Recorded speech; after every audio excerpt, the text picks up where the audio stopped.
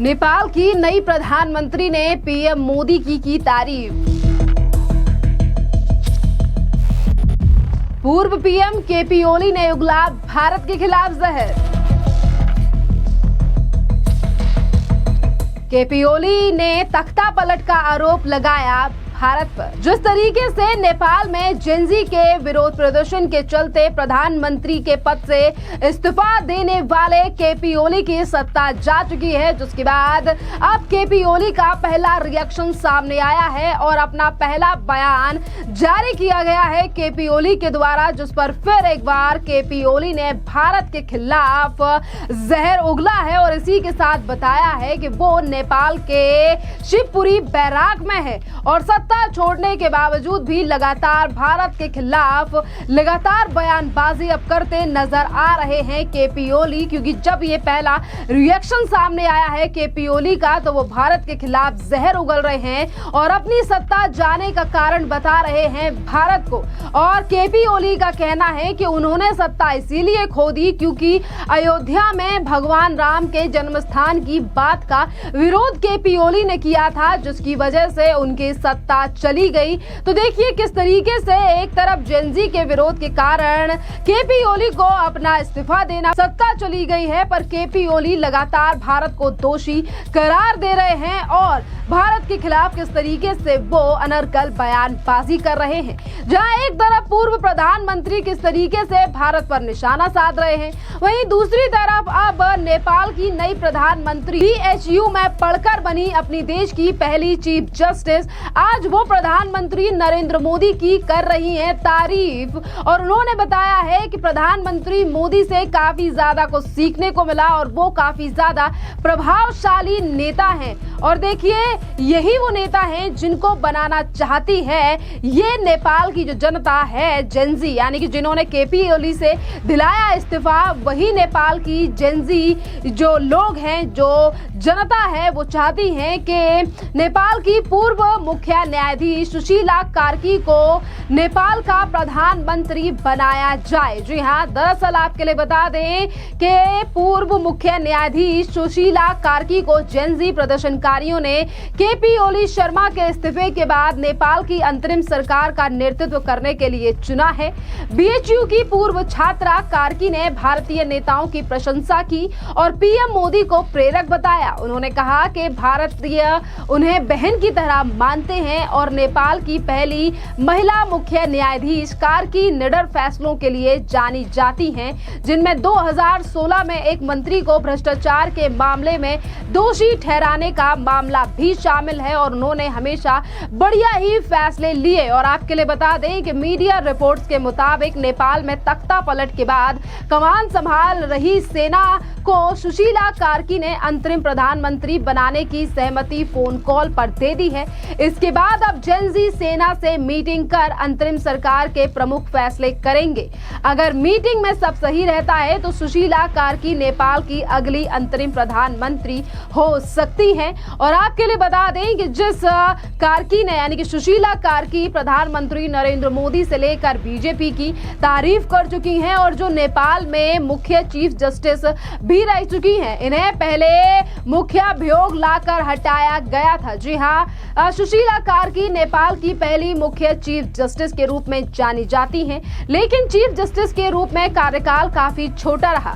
कार्की 11 जुलाई 2016 से 6 जून 2017 तक नेपाल की सुप्रीम कोर्ट की चीफ जस्टिस रही थी और सुशीला कार्की को उनके पक्षपातपूर्ण फैसलों के आरोप में चीफ जस्टिस पद से हटाया गया और उनके खिलाफ महाभियोग प्रस्ताव लाया गया था। ये प्रस्ताव उनकी अदालत द्वारा सरकार के फैसले को पलटने के बाद लाया गया था। और आज देखिए कि वही सुशीला कार्की, जिन्हें महाभियोग लाकर सरकार के द्वारा हटाया गया था, आज वही सुशीला कार्की संभालने जा रही हैं नेपाल की सत्ता का भार, क्योंकि जेनजी के प्रदर्शनकारियों ने सुशीला कार्की को चुना है अपना प्रधानमंत्री और केपी ओली से दिला दिया था इस्तीफा। आपके लिए बता दें कि जहां एक तरफ नेपाल के पूर्व प्रधानमंत्री भारत के खिलाफ लगातार जहर उगल रहे हैं और इस तरीके की बातें कर रहे हैं, और वहीं दूसरी तरफ वो ये भी कह रहे हैं कि उन्हें सत्ता का कोई लालच नहीं है, पर भारत के खिलाफ भी बयानबाजी करनी है, क्योंकि ये पहली बार नहीं है जब केपी ओली ने इस तरीके से बयान बयानबाजी की हो, इससे पहले भी वो कई भारत के खिलाफ बयान दे चुके हैं। और इसी के साथ आपके लिए बता दें कि भारतीय जनता पार्टी ने भी अपने सभी पदाधिकारी, मंत्री, प्रवक्ताओं के लिए अब सख्त निर्देश जारी कर दिए गए हैं नेपाल को लेकर। और बीजेपी ने नेपाल मुद्दे पर अपने प्रवक्ता, अपने नेता, अपने मंत्रियों से नेपाल के मुद्दे पर कोई भी बयान देने के लिए मना कर दिया है, सख्त मना कर दिया है और कहा है कि सोशल मीडिया पर भी बीजेपी का कोई भी नेता नेपाल को लेकर टिप्पणी नहीं करेगा।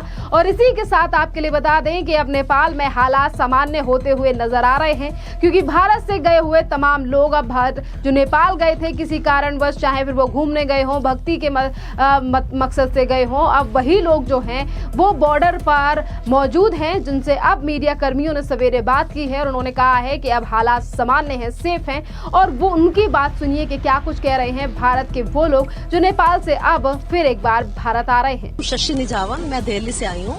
हम लोग नेपाल भ्रमण के लिए निकले हैं तो हमने दर्शन भी कर लिए वहाँ पशुपतिनाथ जी के। बस पोखरा में आए तो सिचुएशन थोड़ा ऐसे था, पर हम लोग सेफ थे।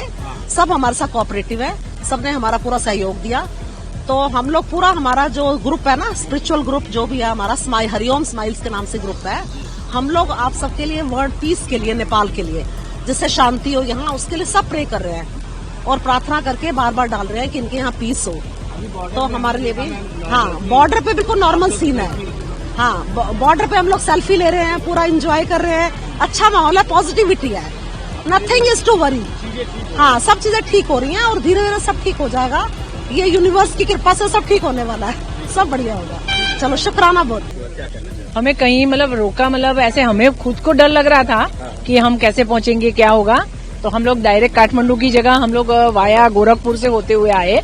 फ्लाइट हमने गोरखपुर की ले ली और फिर हम गोरखपुर बॉर्डर पे रुक गए और वहां से अब हम नेपाल बॉर्डर क्रॉस करके अंदर की तरफ जा रहे हैं। सारा प्रशासन खूब साथ दे रहा है, कोई परेशानी नहीं है। अब लग रहा है कि नॉर्मल अब नॉर्मल जी आ रही है, कोई डरिए मत। अगर आपकी यात्रा कुछ है तो आप बेझिझक आइए, लेकिन पूरी अपनी सब आइडेंटिफाई सब लेके आइए ताकि आपको कहीं तकलीफ। हाँ, मैं समीर कुमार पांडे, मैं क्या कहना चाहेंगे? मैं वापिस से आया हूँ और मानसरोवर कैलाश यात्रा पे जा रहा हूँ। पूरा माहौल एकदम सही है, कोई दिक्कत नहीं है। भारतीय गवर्नमेंट की तरफ से, नेपाल गवर्नमेंट की तरफ से हमें कोई दिक्कत नहीं है, सब माहौल शांत है और यात्रा हमारी शुरू होगी, इसमें कोई दिक्कत नहीं है। हाँ, माहौल बहुत अच्छी तरह से शांत है, कोई दिक्कत नहीं है। जो भी व्यक्ति देख रहे हैं, आप अपना प्रॉपर पेपर लेकर के आ सकते हैं, ऐसा कुछ भी नहीं है कि कोई दिक्कत होने वाली है। और हम लोग मानसरोवर की यात्रा पे निकले हैं और गोरखपुर से नेपाल की बॉर्डर तक हम भी अंदर जा रहे हैं। और ऐसा कुछ भी डरने वाला नहीं है। शुरू में बहुत डर लगता था, लेकिन अभी अच्छा है और अभी हम अपनी यात्रा आराम से, शांति से चालू कर सकते हैं। बस सब ठीक हो जाएगा और हमारी यात्रा भी अच्छे से हो जाएगी। सो प्लीज, आप जिसको भी आना है आ जाइए, कोई प्रॉब्लम नहीं है।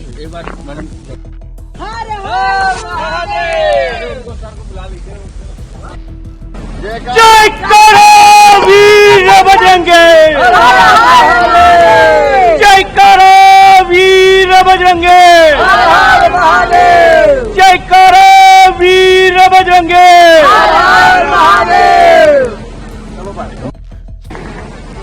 तो देखा आपने कि जितने भी लोगों को आपने बॉर्डर से सुना है, जो लोग देश फिर एक बार वापस आ रहे हैं नेपाल से, उनका कहना है कि स्थिति सामान्य है और जो लोग भी यहां आना चाहते हैं वो आ सकते हैं और बॉर्डर पर माहौल अब बिल्कुल शांतमय हो चुका है। खैर, इस पूरे मामले पर अब आपकी भी जो राय हो, आप भी हमें कमेंट कर जरूर बताइए। धन्यवाद।